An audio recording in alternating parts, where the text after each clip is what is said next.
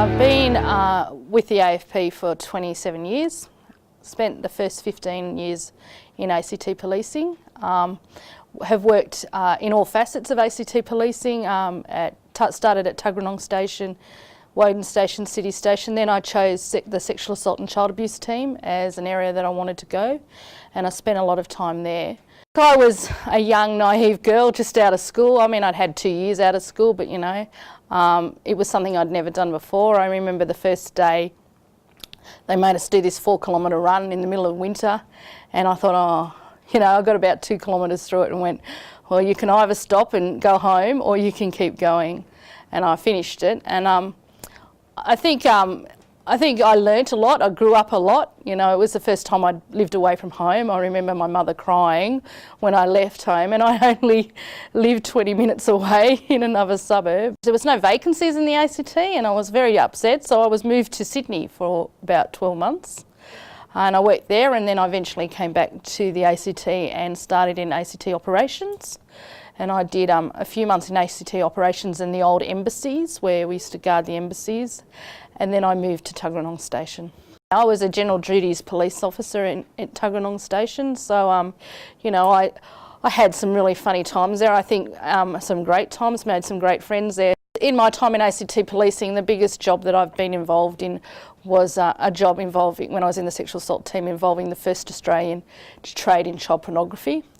We got notified by US Customs that there was a local Canberra resident who was trying to sell child pornography, so there was a sting operation involving ourselves and US Customs, and we kind of followed the money to his house.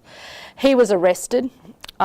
We did a search warrant. He was arrested. He'd been offending against a young girl here in Canberra as well, so he had a number of matters before the court, and then whilst on bail he disappeared. Probably 2 years later I went to a conference in Canada on the sexual exploitation of children, and I met a New Zealand police officer, and we what you do at these conferences is obviously, you know, exchange information in your network, and it became very clear to us that there was a possibility that this gentleman was actually over in New Zealand. So I'd done all this work on it, so I was lucky enough to get the extradition from New Zealand to Canberra, and you know, it was in Christchurch, and I suppose that was a real significant milestone because it had closure. He was convicted.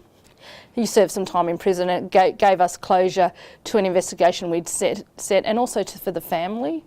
So yeah, I'd say that was probably the most significant job I did in the time.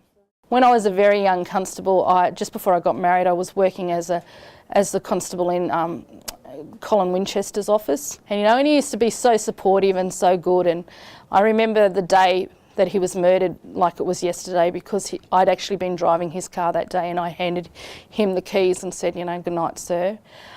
He was such an inspirational leader, such someone that I try to strive to be like, you know, and I think ACT policing and the AFP, it was the saddest loss that we received, was losing him, and I think that will always remain as one of my most memorable moments, you know, and the effects of afterwards of that. Whenever I'm talking to new people who want to join ACT policing, I said, look, one day you could be walking the beat at Woden, the next day you could be doing the guard duty for the President of the United States, or the next day you could be off in Christchurch helping out with the earthquakes, because we sent a big contingent over there.